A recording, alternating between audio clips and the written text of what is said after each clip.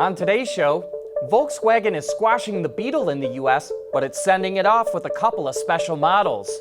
Big truck sales in the US show no signs of slowing down, and we'll tell you all about this wild electric car we spotted recently.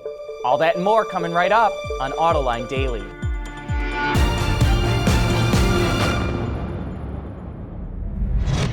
This is Autoline Daily, the voice of the global automotive industry.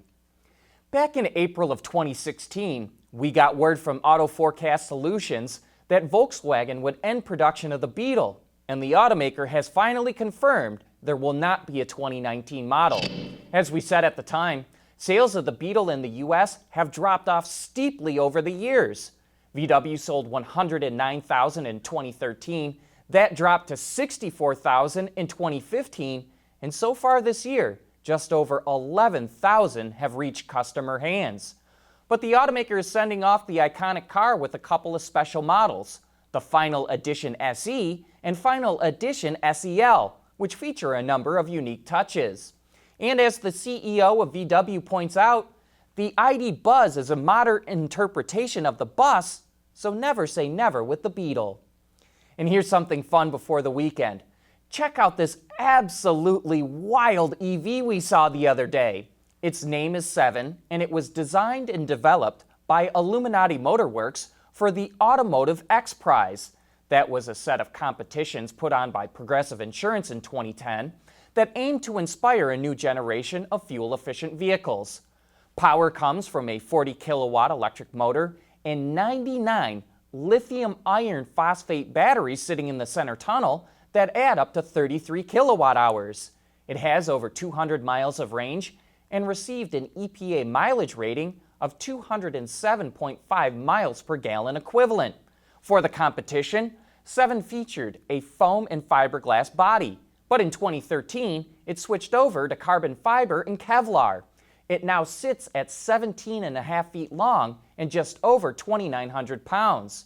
While it has a number of parts and pieces from other vehicles, I'm sure you can guess where the headlights and door handles came from. We're really impressed with how well the styling came out. And I think Jay Siegel Design on Instagram summed it up best. It looks as though a Carmen Ghia and a Buick Riviera had a baby. Speaking of social media, are you following Autoline? If not, you can check us out on Twitter by searching @Autoline, and look for us on Instagram and Facebook by searching for the Autoline Network. Still to come, Daimler and Bosch show off automated valet parking in China. Autoline Daily is brought to you by Bridgestone Tires, your journey, our passion. Dow Automotive Systems, advanced materials that deliver better results. Lear, a global leader in automotive seating and electrical systems. And by ExxonMobil. Car sales in Europe are going strong. According to Wards Auto, automakers sold more than 1.6 million light vehicles in July, which is up 6% compared to a year ago. And through the first 7 months of the year, sales hit 12.5 million vehicles, which is nearly a 4% gain. Volkswagen is having a strong year so far, with an 11% increase in sales.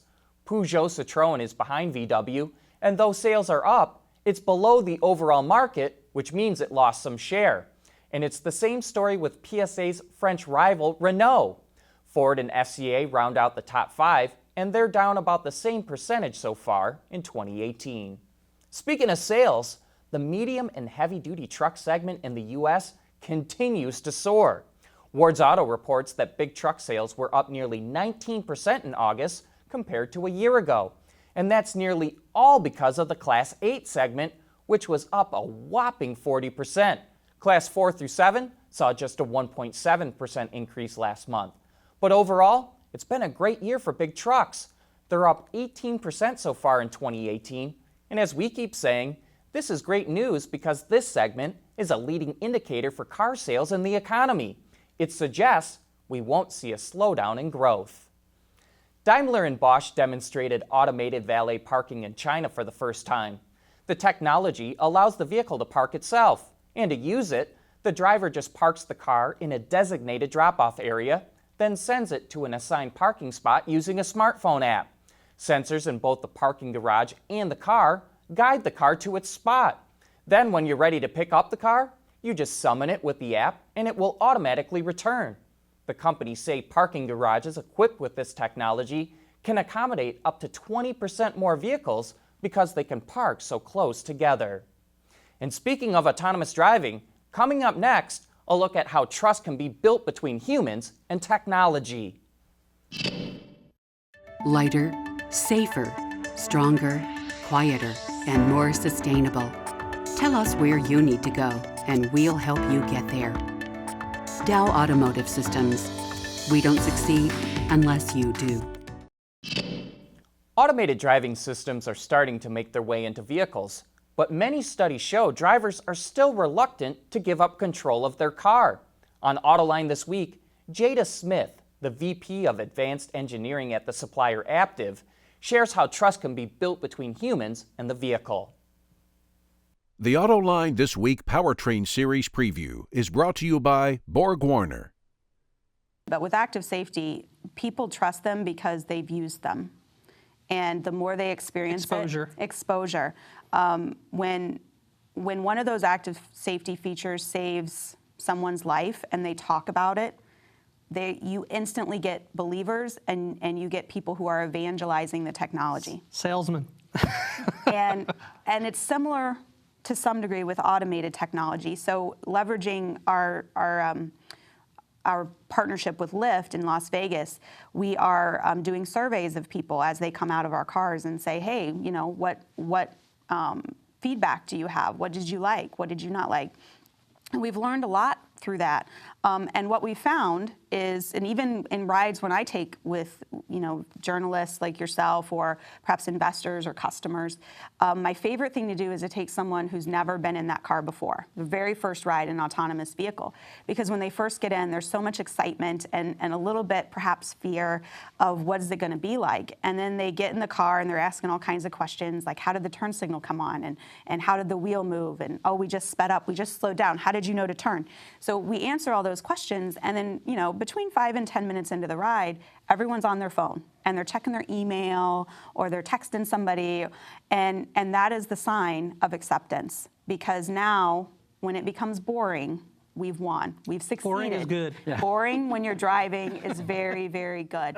And we take great pride in that. And so the combination of the learnings that we're getting from our Lyft partnership and from the consumers that are actually in our Aptiv vehicles, and taking that back, feeding that back into our active safety systems, we're seeing that just like in the active safety space, over time, you're going to get more and more acceptance in the automated space as well. And for more about the role Aptiv is playing in bringing driver assistance and automated systems to the market, you can watch that entire discussion right now on our website, Autoline.tv, or you can find it on our YouTube channel. But that wraps up today's show. Thank you for watching, and have a great weekend.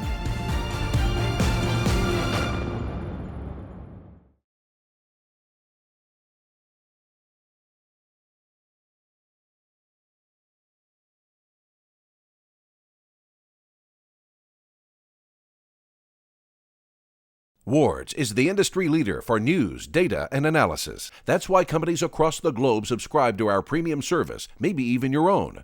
Log in for subscriber access now. Check your company's intranet for details, and rely on wardsauto.com to keep you informed.